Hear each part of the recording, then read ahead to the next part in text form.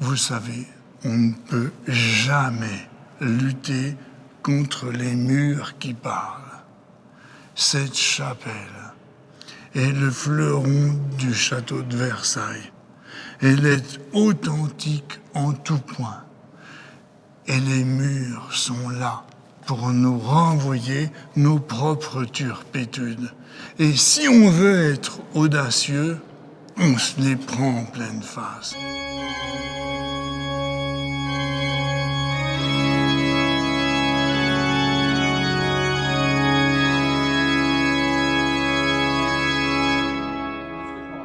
C'est là le grand pas que Versailles a fait en matière de restauration. On conserve de multiples façons. D'abord, on conserve l'objet.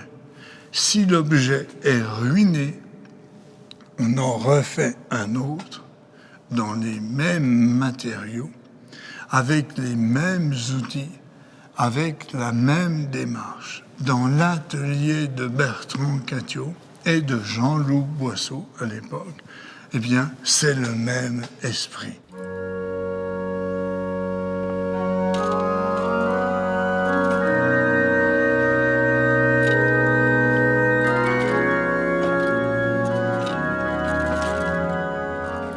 Vient le moment où l'orgue est fini en atelier, enfin préparé, les tuyaux pré-harmonisés. Bertrand Cattiot me pose la question: à quel ton accordons-nous l'orgue?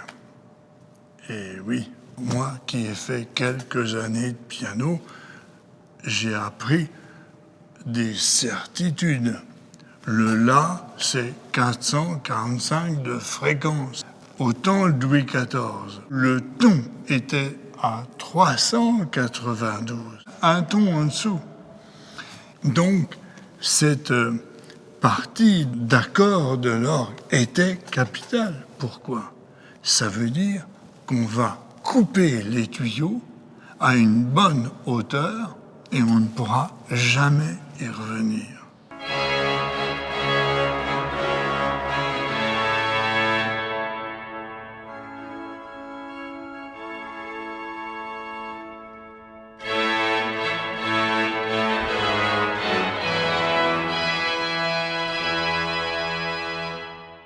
Il faut accorder l'orgue tel qu'il était sous l'Ancien Régime. Donc, au La 415. Pour une raison essentielle, c'était le dernier état historique connu. D'un autre côté, c'était le ton qui nous semblait le plus en harmonie avec l'édifice. Et puis, il faut penser à jouer le répertoire, parce que nous allons restituer un orgue, mais un orgue pour la musique française, pas un orgue pour jouer Bach.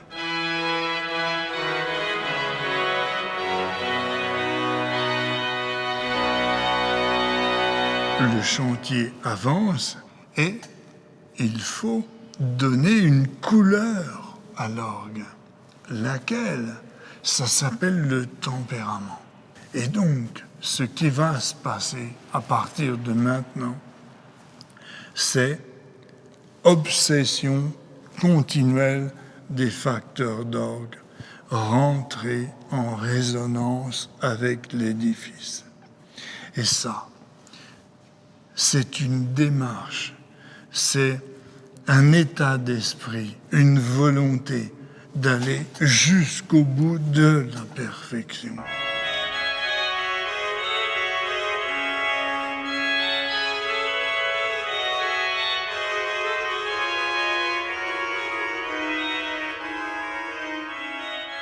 À partir de ce moment, tout est venu naturellement et l'orgue s'est construit de jour en jour.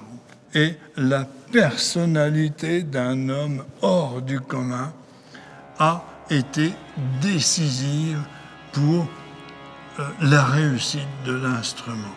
Du coup, tous les accords, toutes les harmonies ont été décidés pour Michel Chapuis. La réussite elle est universelle. Dans l'orgue, comme dans toute chose, beaucoup de passion, les moyens qu'on se donne pour le faire, avoir de l'ambition et réussir d'aller jusqu'au bout. Voilà comment on va livrer à la postérité le plus bel instrument baroque, faussement authentique